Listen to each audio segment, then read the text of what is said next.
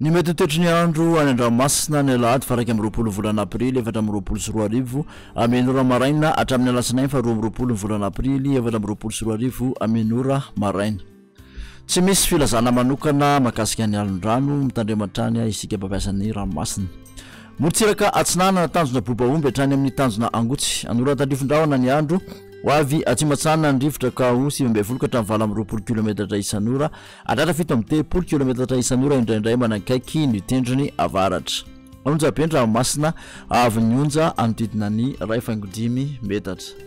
Tanjona angotsy hatrany manoro anorana mahalana manamorona ny maro antsetra ny Takariva omaina kosa any akafa hoavy atsana na avahatra sanana ny rivotra ka ho 7 ka hatramin'ny 20 km isan'ora anojapendra Masina avy nyonja anodidina ny 2.5 metatra.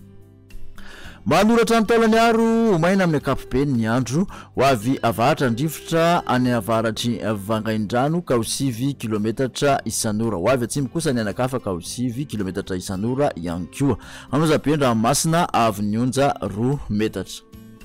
Taolany aro hatrany amin'ny tanjona vohimena andrano tsitokotoko na ibalika ny masoandro hoavy atsimo andrefana ny rivotra ka ho 12 ka hatramin'ny 20 km isan'ora anojapendra Masina avy nyonja 2.5 ka hatramin'ny 2 metatra.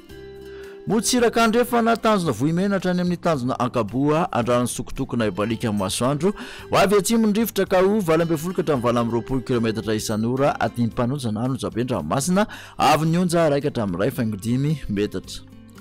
Tanjona ankaboa hatrany amin'ny tanjona vilanandro andrano tsitokotoko na ibalika ny masoandro hoavy atsimo amin'ny akapobe ny rivotra ka ho 7 ka hatramin'ny 20 km isan'ora atratra 20 km isan'ora indraindray ny Takariva aty mpanonjana Masina avy nyonja 8.5 ka hatramin'ny 1 metatra.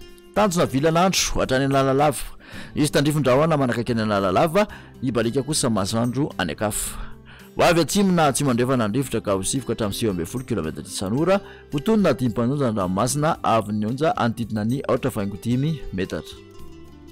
Analalava hatrany amin'ny tanjona bobaomby izy tandrifondraona vitsy ny alina iovaova amin'ny fitsokon'ny rivotra ka ho 7 km isan'ora hotonona Masina avy nyonja ho latsaky ny 8.5 metatra.